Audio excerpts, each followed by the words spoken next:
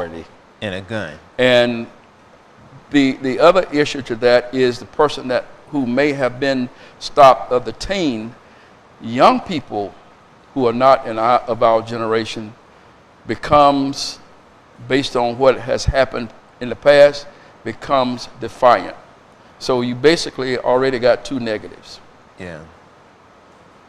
So if someone is not willing to say, I'm an authority, but this is why I stop you, and explain that, and then give that person an opportunity to talk back in such a way as that officer, well, I was going to ask, why did you stop me? In certain situations, again, I want everybody to be perfectly clear. This is not an indictment on anybody. This is based on experience, what I've seen, what I've been involved in, and what I hear from people who complain, and what I hear from law enforcement officers. The position I talked about, first of all, I would say to young people, or anybody, whether young, old, black, white, Hispanic, don't get in a vehicle when you know you don't have a driver's license. Don't put yourself in harm's way. If you know you have outstanding warrants, first of all, you should turn yourself in. Because you got to understand the officers are in court every day. They know who you are. Their job is to protect and serve. Now, you don't see that much on police cars, but that's what their job is. But our job, that a lot of times I don't think we really know from my community standpoint, is that we don't really know the law either. I'll give you a perfect example. But let me finish that. But it is incumbent upon us and adults who do know the law, if at some point in time can interact with young people who may be defiant.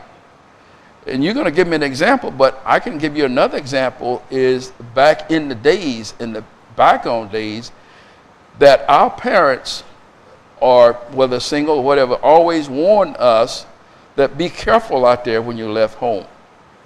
Obey the law. Because during that time, like other times, going back to the history, that things did happen between young men of color and law enforcement. The difference is today is, perhaps now technology is capturing that. How many lives or how many things have gone wrong that we don't know about? Correct. So I want you to go with your example, but like I say, we don't have enough time for me to talk about the do's and the don'ts, and everything we talk about is not going to be a panacea to make sure that this doesn't happen tomorrow. Everything happens sometimes in a split second. Correct. The offender has to make a decision, law enforcement has to make a decision. But in the interim, if we can prepare our people, both law enforcement and the community, to be educated as what their rights are and the rights of the individual.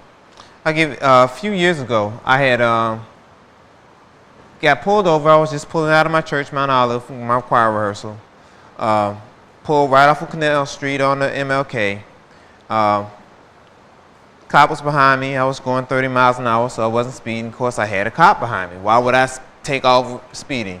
He pulled me over there by the Legion, threw his lights on. I pulled over. That was my first mistake. I pulled over there with no lights and everything else on. Guy came up to me. First question out of his mouth, do you have any drugs or weapons on you? I'm like, if I did, why would I tell you? Which was bad, you know. I mean, it's like, how ugly is your mama? That's how I sounded. It sounded to me. Saying hello, good evening, sir. I pulled you over for a such, but it was dark. It was no lights around me, and it was right there by the Legion. It was, I guess he feared for his life. Well, you should have waited till some lights were around before he pulled his lights on. But anyway, he said that he couldn't, my tag was partially covering, he couldn't see the whole word Florida. And that was the reason why he pulled me over. I said, what statute is that? You asked about the laws. I said, what statute is that? I've never heard that before. 99% of cars that are on the road have a tag on them from the dealership. That's free advertising for this. So if that's the reason why you pulled me over, we can go now. But he couldn't tell me what the statute was. Now I'm being defiant. Now it's getting hotter and everything else like that. So another cop pulled up behind me, and he's asking me, I was looking for my registration. I usually keep it in the glove box, but I was just unorganized that day. I said, I'm going to look behind me and see if my registration's back here. I told him, I announced it to him and the other guy the other cop was there. I turned and they almost lit me up because of a tag thing that he didn't even know what the statute was. I told him I was going to do it. I didn't make any aggressive movement. I didn't turn fast or anything else. That's when I turned my phone on to talk about technology. And instead of calling my lawyer or Cedric Hall or anybody else, I just videotaped the rest of the segment. Cop sat on the other side with his hand on his gun and his flashlight in my face the whole time. Then luckily there was a call, so somebody else came and they took off. But gave me a ticket for something else. Well, you talk about that, that there is, the state statute does, there is a provision in state statute, probably it's old and antiquated, but it's still on the books, that there should be no obstructions over a tag. And yes, we've been doing this for years, that when you get your new car, there's this thing that goes over your license plate, and it does obscure some things. That is a violation. However, there's another one that people are not aware of, that officers have perhaps found and use it, the fact that anything that hangs on that rear view mirror, it's nothing supposed to be on that rear view mirror. And a lot of times we hang crosses, we hang CDs and stuff, but that also is a violation. But the key thing is, the reason that there has to be probable cause, there has to be a valid reason within the law to stop you. That's the number one thing. The Supreme Court just said last Wednesday on a 6-3 decision that perhaps maybe now officers can only detain you as long enough for the reason they stopped you. Exactly. Not to hold you long enough until some other unit comes to check your window tint or the K9 unit. So I think we're headed in the right direction, that someone other than us is looking at this, and the Supreme Court is looking at that. Of course, there's always variables, but we need to be prepared for such situations, that we don't be another statistic or another mistake, or give them the reason that they said that I felt that my life was threatened. Because when you really look at it now, it's reverse, is that when you're stopped, sometimes the people that are being stopped feel like their life may be threatened. We're going to pause right here. We're going to come back with our second segment. Thank you so much for coming. This is your third time, I think. So I haven't been here enough. We're going to we got you definitely in the rotation. Thank you for coming. CTV Politico, we'll be right back. The City of Fort Myers has supported new and early-stage businesses by providing a location and technical assistance to new business owners. Tenants also have access to free business consulting, professional receptionist office, free Wi-Fi, 2 conference rooms, a large training room, copier and fax. Many new businesses now operating successfully have had their start at the Southwest Florida Enterprise Center. If you have a business idea, call 239-321-7085 and come join us.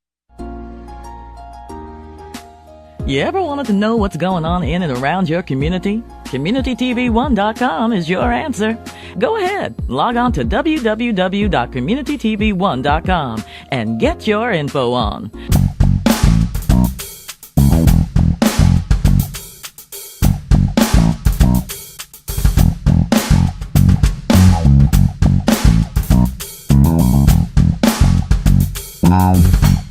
Crystal Joy Sound System Rentals and Professional Recording Studio is at your service. In association with Community TV One, the only community-based multimedia studio. Crystal Joy offers professional subs, main tops, monitors, power amps, professional mics, and a full soundproof multi-room studio specializing in Christian singers, groups, and bands. If you are talented and think you've got what it takes, we're looking for you to join our record label, Crystal Joy Records. For more information, contact 239-771-2560.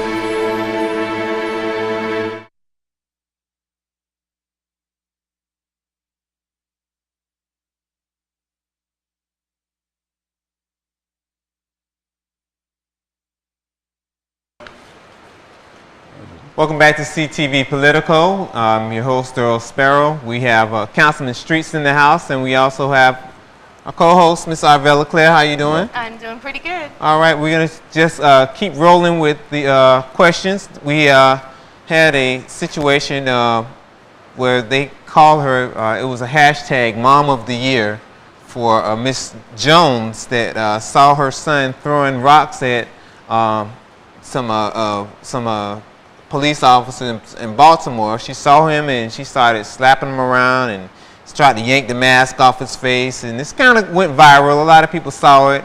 A lot of people are commenting on she did the right thing, she did the wrong thing, she should have let him protest and let the 16-year-old kid commit felony attacking a police officer or causing bodily harm to a police officer. Last time I checked, that was a criminal act that would send him, is 16, well, 16-year-olds, depending on how much damage he did to the police officer, could go and get locked up for 20, 30 years. What do you, I know Sandra Sparrow, my mom, that she would have been arrested.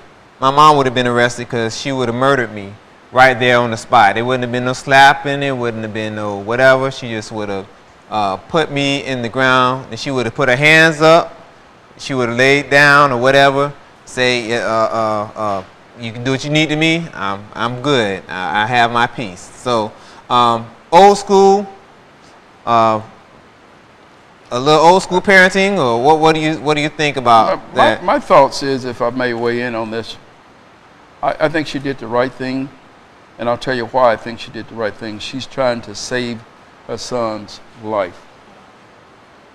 And that was what I said earlier about parents protecting their children. In my days, is that they would tell us in our community that don't go out there and act a fool, I will kill you before I allow the police to kill you. And there was something peculiar about that, because in those bygone days that I talked about, when we do know our history, that was probably prevalent when people of authority came to your house and your son or your daughter disappeared and they had no recourse. Mm-hmm. So this is why that love is still there to protect our young men and women. Also, I think that should have been more fathers. And on that same note, they didn't show that much, but there were approximately 300 black men in Baltimore who had formed together and formed their line also, trying to get some of these young folk who were defiant and doing these things off the street. So we need to show that part too, that everybody was just not sitting back, and it was not just the lady that decided to go get her son. So there's a lot of positivity to that, and this is what we have to do in our own communities. If we're going to talk about prevention, we have to go out in the streets and get our children. I got you. Because that's not, that's discipline, but it's in a positive manner. I think more than anything what hurt the young man, I believe, because I would have felt the same way, was he was embarrassed. Oh, man. That's you know what the guy was saying to him, man, your mama whooped you on TV. You know, and that should let him know it wasn't that she was trying to embarrass him. She loved her child, and she didn't want any more mistakes. Because we don't know what happened in a time when someone was arrested and a few seconds or hours later they died because of a ruptured spleen or something. We don't know what happened. So that's what she was thinking about. She wasn't trying to be no hero, but that's her child. I think that's an important issue for all of us as parents. And I'm a mother of two, and I know, most of us, have served in that role as parent, and it's a lifetime commitment. But I think one of the things we have to consider nowadays with our young people is that they're not allowed to be young people anymore. There seems to be a feeling that if you're not there as a parent with them constantly, that they're in danger. And my question is, what type of environment are we setting up for our children when they're not allowed to be children anymore? It seems like the things that we see our kids being punished for, or penalized for, or developing records for, are things that we all engaged in when we were young. Yes. It's just that now those same things, playing with a gun, playing, cowboys or Indians, is a death sentence. So what are we doing in our environment with our laws and with the legal system that's making it seem as though our young people are not allowed to be young, not allowed to make the mistakes that we all made as children? Well, I think one of the things that we are still transitioning, and I hear from others, as you were alluding to, there seems to be this disconnect that the disappearance of childhood. Yeah. And on the other hand, when there is a disappearance of childhood, there seems to be that our children are going from the cradle to the grave. And that's why we have to come back with this parenting of educating and not saying that, well, I'm not going to treat my child the way my mama treated me or my daddy treated me. I can understand that. But the fact of the matter is that we got to teach responsibility and accountability and what our roles are and what their roles are. This thing is called, when I talk about our young men, is that mothers raise their daughters but love their sons. Some mothers raise their daughters but love their sons, in not giving that young man an opportunity to clean up after himself, because we tell him, you're the man of the house, when there is no man and he's only 3 and 4 years old. You're not making him clean up his room. You're not making him respect young ladies. You tell him that he's going to just be breaking women's heart. So when he does get married, he doesn't understand because he thinks he's married his mama. Yeah. So these things have to be taught, that you don't do those things, and that mother that raised you or your wife may produce a child that may have some of the cures of what's happening in our world and our country today. So we have to have that term of respectability. But the bottom line is to bring it back home to say, we're doing all that, but what are those folk in the authority world doing it? So there's this issue here of we can use the term, does Black Lives Matter?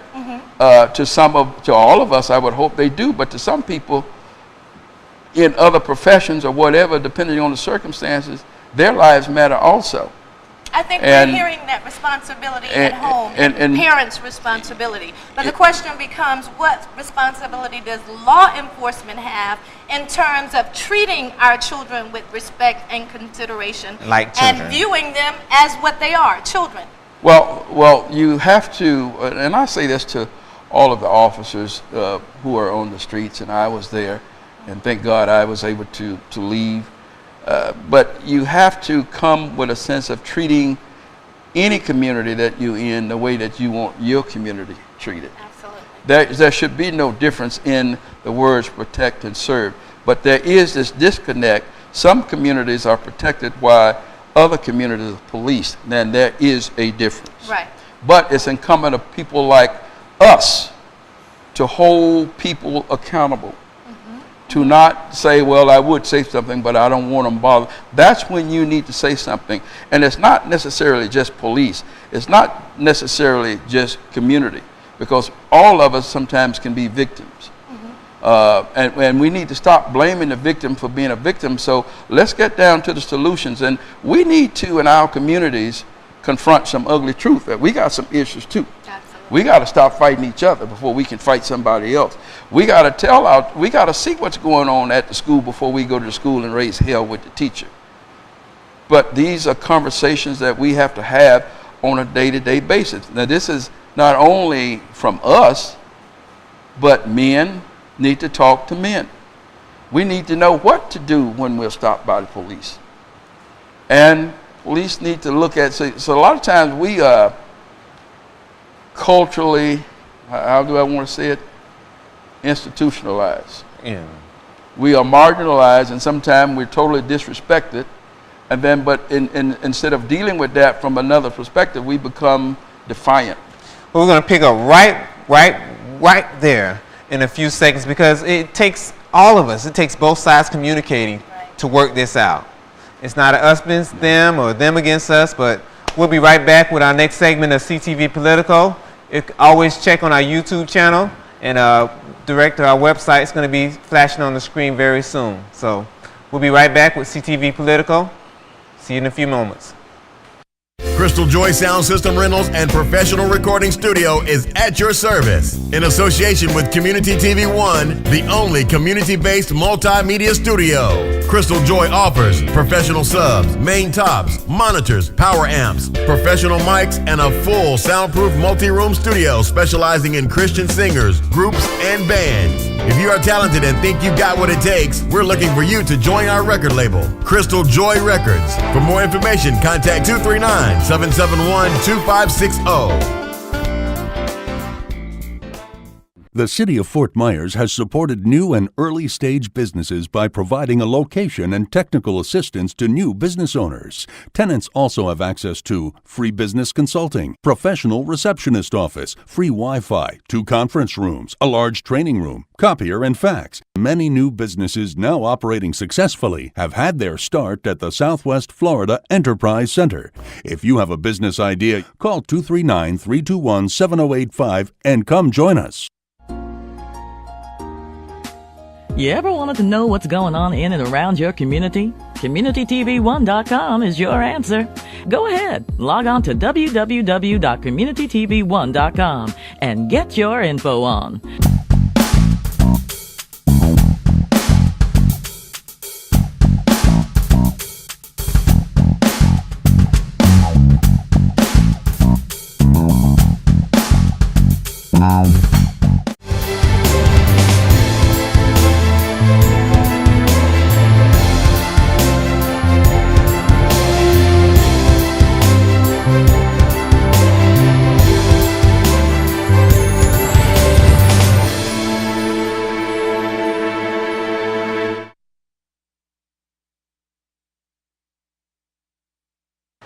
What their rights are.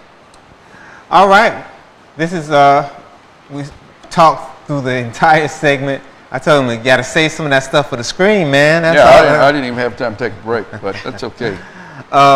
We're going to dedicate these last 2 segments. We're going to talk about some specific things that are locally, that affect your ward members and residents in the city of Fort Myers altogether.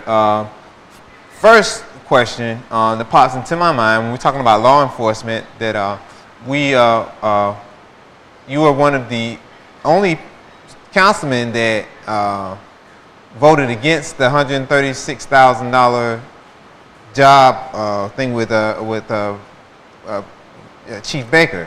Mm-hmm. Was that more about the raise, or was it more about the job? Is he the right person, or anything like that? What could you kind of explain to your voters? Let me put that in perspective. Is first of all, the city manager is responsible for the chief of police. The council and the mayor is responsible for the city manager. However, the city manager has the authority to recommend dismissal or the retaining of the police chief based on a number of things, and I want people to hear me perfectly clear that my vote of saying nay to extend the contract was not personal. I think Chief Baker is a fine man. He may be a family man, and I believe he is. But when we talk about, it's not one thing, several things that I, as being in law enforcement, he and I have a great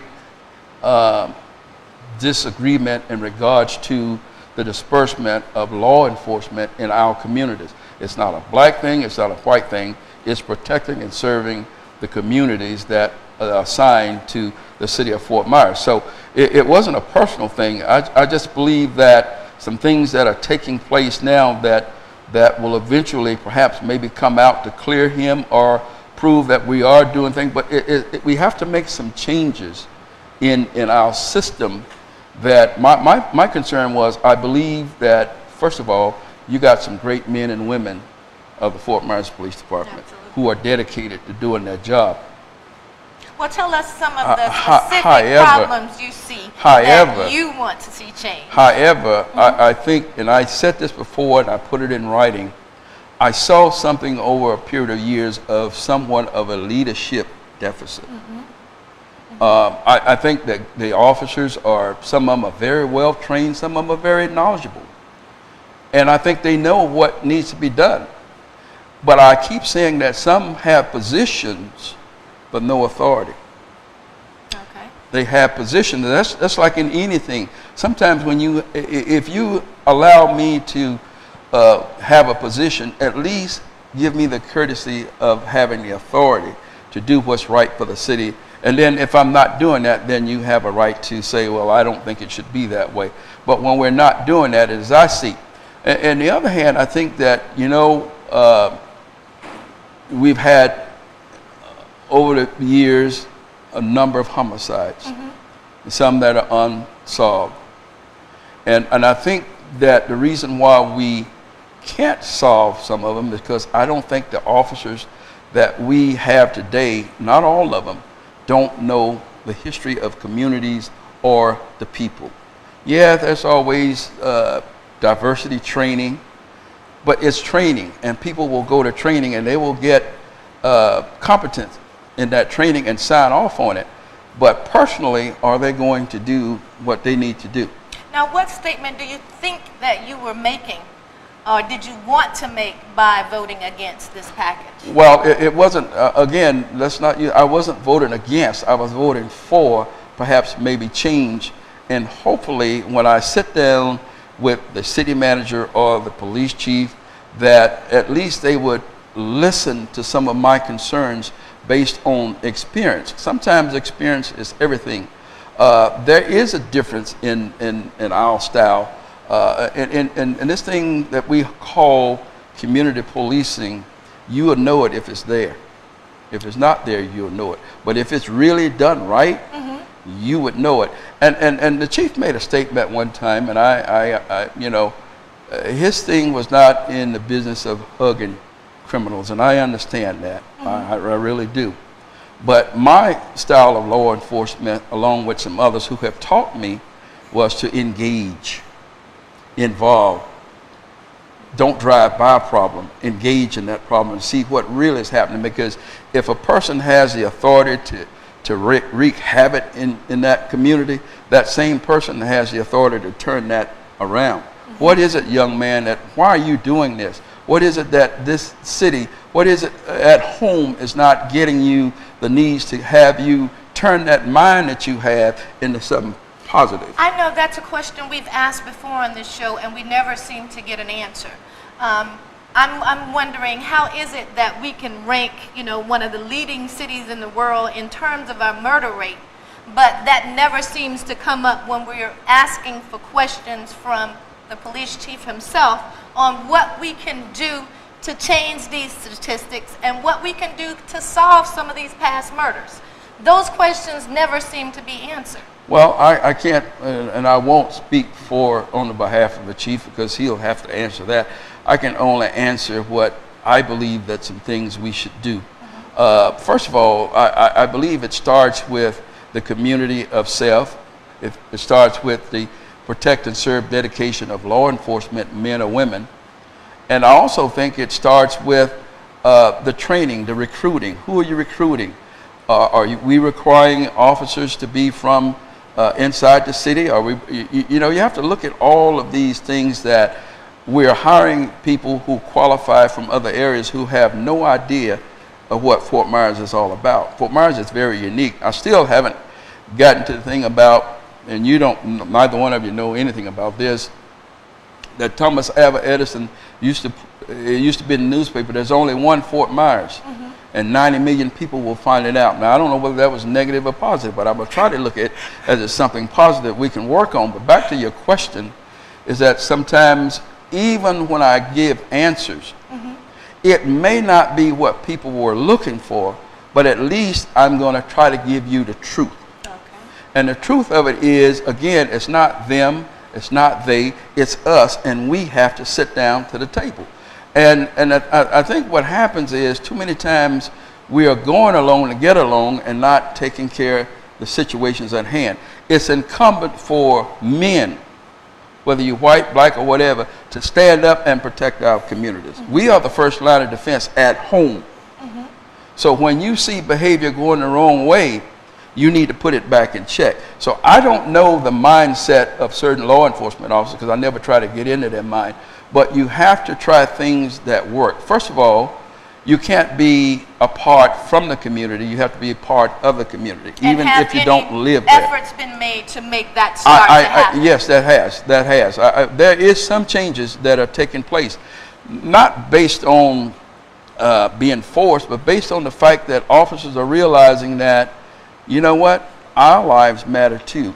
And now, in the defense of some officers, because most of them are very great, don't think that those good ones that are in the community every day, that they feel really bad at what is taking place on behalf of some other officers. Don't think that just because an officer kills somebody that other officers don't feel remorse or saddened and will say, you know, I'm sorry for your loss. That's not all of them. They don't feel that way because their life and their attitudes, and everybody look at them as that they're all alike. They're not all alike. Some of them have families too, and some of them have had some tragic losses. So let's not throw everybody in the boat that all of them are bad, and that's not what you're doing. But to give you your answer is that you have to say what you mean and mean what you say.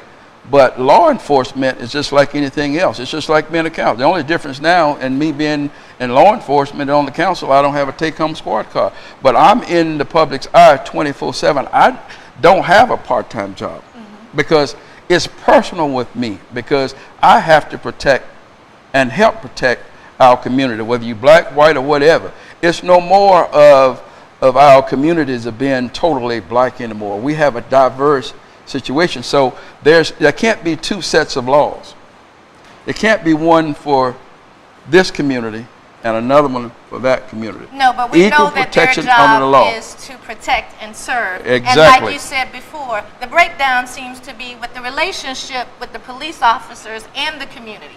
That's what we need to bridge. And I guess my question is, what efforts are being made to change the policing, the community policing? What efforts are being made to actually make or show evidence that that's effective? That the training is there and that the police officers are receptive and the community is receptive. And that's a very good question. Our efforts from the mayor and council and the city manager relaying to the police chief that whatever efforts we need to make through getting a better relationship, race relations or whatever, that's what we need to do. We should not be quick to judge, but we should also embrace other agencies and see what fits Fort Myers. See, Fort Myers is perhaps maybe a city that I always said, we don't follow trends, we set them. And sometimes they're not good.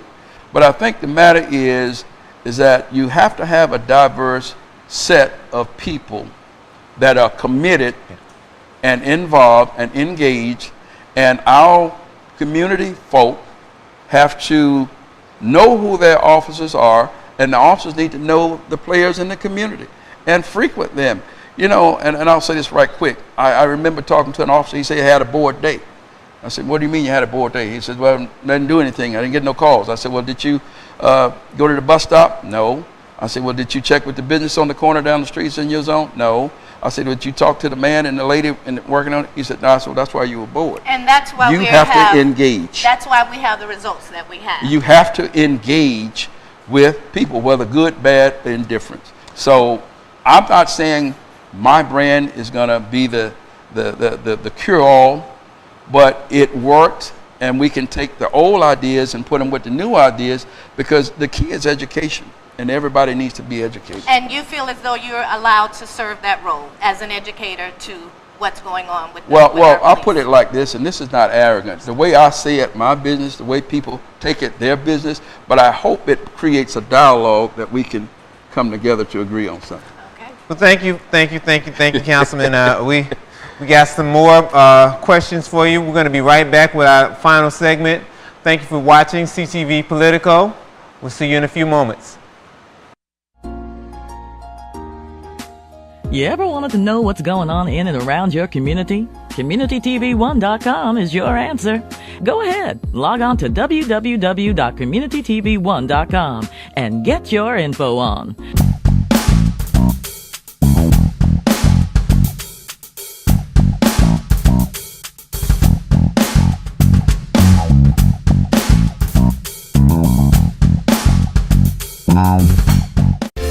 Joy Sound System Rentals and Professional Recording Studio is at your service. In association with Community TV One, the only community-based multimedia studio. Crystal Joy offers professional subs, main tops, monitors, power amps, professional mics, and a full soundproof multi-room studio specializing in Christian singers, groups, and bands. If you are talented and think you've got what it takes, we're looking for you to join our record label, Crystal Joy Records. For more information, contact 239-771-2560.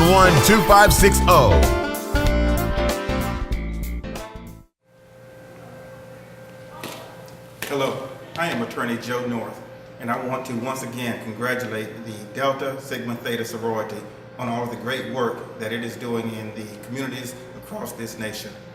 You know, I have been handling personal injury cases for 25 years, and people ask me questions each and every day about personal injury cases. These are some of their questions. If someone is in a car accident, how does he or she know that they have a case? You may have a case if the other car was at fault and you were injured because of their fault.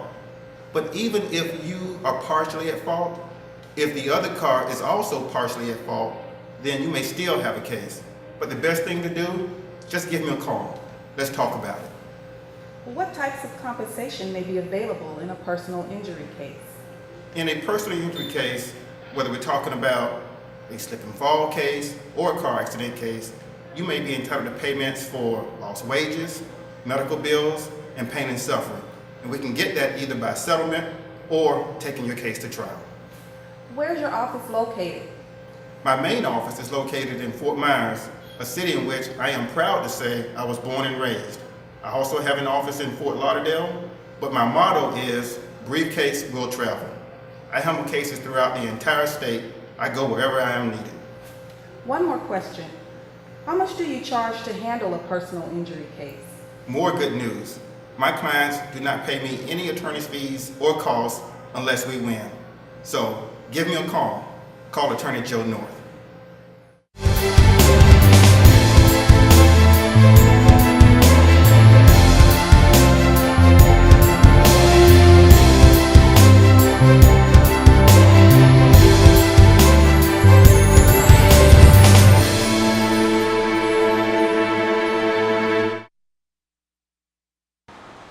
Welcome back to CTV Politico. I'm your host, Earl Sparrow. We have Arvella Claire in the house, co-host, and we have Councilman Sims. It's hot in here. Excuse me. No, not Sims.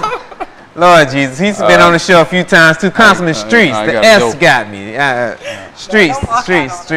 Don't get up. I'm in the fingers. I got all of them. All right. It's hot in here because it's getting hot with these topics and these answers, and I appreciate you coming on the show again. This is our last segment, and we're going to try not to go into too much of overtime. But we have a few more questions. Number one, what's the lay of the land for the rest of this term, and are you possibly entertaining running again? Well, that's a good question. Perhaps next week I will reveal that I will be seeking a third term as City Council for Ward 2. I enjoy serving, and it's a privilege and an honor for me to represent people. So, by that saying, what's your next question? I was saying, what's the lay of the land? Give us a state of the union for Ward 1. You keep Ward 2. Well, you know, Ward 2 is very, very unique. It's a diverse of people. And it's kind of like someone took a bucket of paint and just threw it on a map of the city of Fort Myers, because I'm spread it all out. But nevertheless, it helps me because I get a chance to see the good, the bad, and then how are we going to attack it. First of all, I use a term that I already think about when I do have a problem. The way I solve that problem is how I want it to be when it's done. And what you have to do is use the key thing is engage and involve. And engage is not just a one-way street. I need the community to be engaged. I need collaborative efforts from organizations to be engaged. they must understand, I don't represent me, I represent the people. Absolutely. And see, that's what needs to happen, that I'm working for them, not for myself. What's one of the accomplishments that you're proud of that happened during your tenure? Well, I can tell you the first thing that we decided to do, and I say we because it's always a collaborative effort. It's not me or I, but I think the thing that we did was first, when I came into office, that we restored the youth summer work program, getting our young folk summer jobs. Absolutely. Okay. The other thing is back to public safety, making sure that just because we lost a certain amount of officers during a rebuilding period or retirement period, that we allowed officers to walk off, that really hurt us to a certain extent. And when I say that really hurt us, because we allowed a lot of experienced people to leave. And with young people who are coming in, I thought we should have kept some of those to train those that are in those positions, so that some of this stuff that is happening, we could have a better grip on it. But we're working on that. So when we go back to what you're talking about is McCullen Hall. That's a thing that was started before I got there, but it's mine now. You will see some construction begin to start pretty soon, because we did get another $500,000 grant from the state of Florida to go back to that. So that's going again. But let me just say something about that. Is that because of its historical nature, somehow that is not people saying, well, they fix up downtown, but they won't do that. I understand that. But those are different pots of money. And it's sad, and I'm really sad that it takes grant money to do certain things in our community historically that are there, when others can get money to just surpass most of the things in my community that are historically have been torn down, when other things in other communities have been revitalized because of the money situation. But so I do believe that's the issue with McCullen Hall. That's one of the issues. So they continuously run out of the funding. Right, but I do know that we've come a long way. It was a lot worse than when we first started, but I know people want to see progress, and I want to see progress. And I understand their cry, because that's what I say. Lord, if I could just get this one thing, I think once this is done, that would be the catalyst to open up new avenues for business to come forward. Now, do we have a date for completion, or do we have a date for? My date as soon as I can. So, but we will, and let me say this, because one of the things that will get started again on the construction is that there will be a local contractor that has an office in the community that will be doing the work. Okay, they've already bid on the contract? Yes, we're all ready to go. Okay.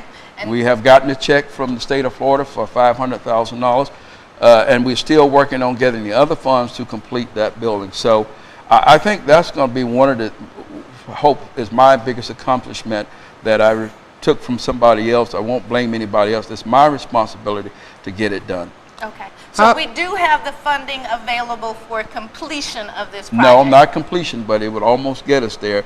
By the time we use that, we hope that we will have the funding to complete it. Now, while we're on the community, I want to move right back into the body cameras. That's a big issue in our community. It's something that the police department stated earlier that they were actually working towards making the investment and then making sure that our officers had the body cameras. But for some reason that was stalled. Could you give us an update on what's going on with the body cameras? I don't believe it's stalled. I believe that the officers are wearing body cameras for the city of Fort Myers. They've already started to wear the body cameras? Yes, ma'am. So the issue was the issue was with perhaps maybe the hidden cost. No, it wasn't necessarily cost. It was something in regards to the police union. But I do think that has somewhat been resolved, and officers are wearing body cameras. Okay. Awesome. Okay. So we can. Let's not get hung up on body cameras. It tells us something, and even with phone cameras, that all helps. But the bottom line is that I can't be, and I tell these officers, it's a safety issue. Don't be focused on who's recording or whatever. Just do your job. Absolutely. And do it the right way. And even when you do it the right way, things are not going to always turn out like you want it. But as long as you continue as an officer to treat the public right, and the public treats you as you should be treated, we should be able to get through this. But doesn't a body camera also confirm that for both parties it's a Well, safety precaution for you know, not I only don't, the police I don't want to officers, put too much but on it's body a safety cameras precaution for the because- victim or the community member as well. because even with body cameras, there's still some legalities around this country that are being worked out. Who has access to this? Was the camera on? Was it not on? What happened before that? All of these things are very important to that officer and that to the community. So again, there's not one thing that's going to really, it helps. It's another tool that we can use.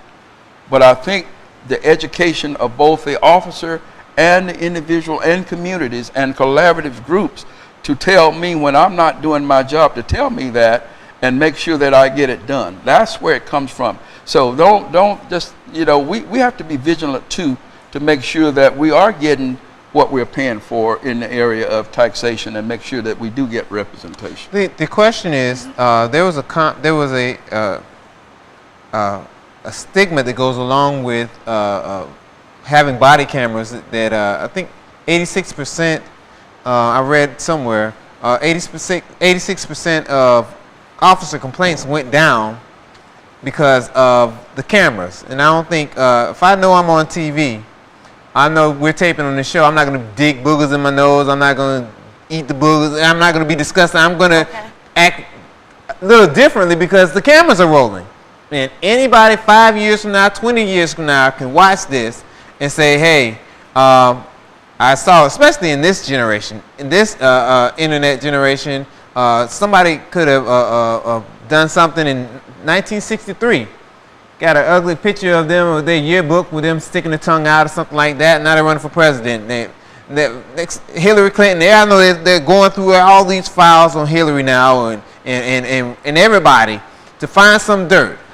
So now having that camera, it's going to record everybody. It's going to say, it's going to see why I pulled them over. It's going to hear me cussing them out. It's going to hear me being disrespectful. It's going to hear me saying F your life or F your breath or something like that. Those kind of things like that would kind of help. It can't hinder. It's going to show exactly what happened, not from your viewpoint, not from his viewpoint. We always say it's three sides of a story. Your side, my side, and the mixture of both. So let's talk about, you know, and you all are right. Like I say, we don't have enough time because this is, talking about this stuff is a journey to get to destinations. But let's talk about the community itself, how we embrace each other. And as I was saying earlier, and I'll say to both of you, we have some problems among ourselves that we need to work out. Absolutely. Not necessarily us three, but I'm saying we're not embracing each other in our own community. We're not loving the ones that we should love.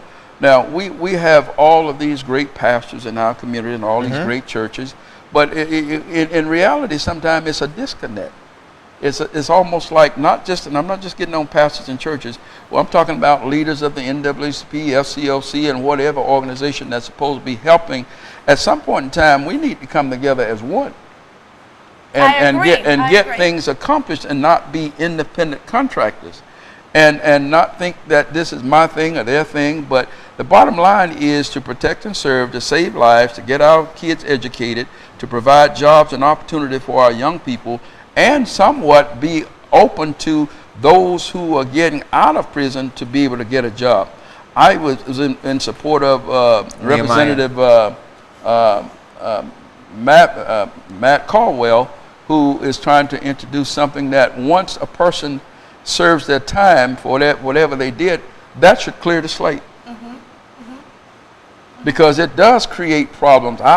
You know, when you come back and you can't go into a particular housing development because you got a felony, but you can't be with your children to raise your children because you made a mistake and you paid the consequences. We have to look at all of that because it's systemic, and if people are not in it now to be a game changer instead of playing the game, well then we're going to still lose. Let's think about changing the game. And that because the game may be systemic. So there's things, and it's based on money. Well, we know the problems are systemic. But my question is to you, sister, what are we going to do? We know that. Absolutely. And so when we have a representative in our have midst, to vote. we have to start to say these And- are our concerns. And That's our and responsibility I as am going community to members. take them as I always do and run with them. It's not whether it's raising the issues to resolve the problems. Right. And when we put our heads together, we can. The solutions are there. The problem is why won't people implement them? Correct. Right. And that's where the people have to make sure that we do what we do on that council to implement the solutions. You know, and not talking about, well, we can't afford to do this, we can't afford to do that. But it takes all of us. It's the school district has to be involved. I don't like the fact that young men and women are walking around the street every day and they should be in school. Where is what we used to call the truant officer? Where is that? But most of all, where are the people that see these young men and women walking every day but drive right by them? I understand the defiance. You know, I understand the disrespect. By the way, we're creating new generation. There is a called disrespectability politics, which means what you and I were brought up under and the laws that we were brought up under, these young folks say to hell with that. But I know while we're on the But we gotta do topic that. and we're wrapping it up, accountability. What we want is accountability from the police force, and we also want accountability for from our representatives. What we see in the city of Dunbar, and I'm asking you this question, do you think our tax dollars are being shared evenly and distributed evenly with the Dunbar community? Now, we can see development all over Lee County, but do you think we see the type of development and progress that we should be seeing in the Dunbar community? Well, you got me there, because I can't just talk about the Dunbar community, because the history system, and we'll talk about this later, I do see tax dollars coming back in our communities that had left. Okay? I will give you that. Because when you talk about the Dunbar community, and people need to be very careful, the Dunbar community itself is just a very small segment. And everybody seems to think that everything east of Fowler is Dunbar, which is not. So that's why I say we'll do the education, we'll educate people where, because I don't live in Dunbar. Okay. I live in Ben Davis Park. But people will say, well, you live in Dunbar. But I know what you're saying. No, but see, when you talk about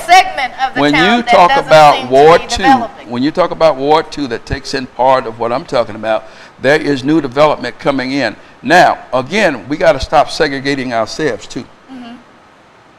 Yes. From an educational standpoint, from an economic standpoint, From a development standpoint. and from a development standpoint. There is groups, and I will get you the names of those. There's an economic development in the particular community that you're talking about that is moving forward. Well, thank you so much for coming on. Thank you. We're not going to go into overtime. We will have you back as many times as you want to come back. And good luck with your campaign. I know we didn't even have a chance to touch on the controversy that's been going on. I know it's going off, but I operate every day if I'm running for office every day. So when the time comes, I'm already out there doing it anyway. All right. Well, thank you for coming. Thank you for watching.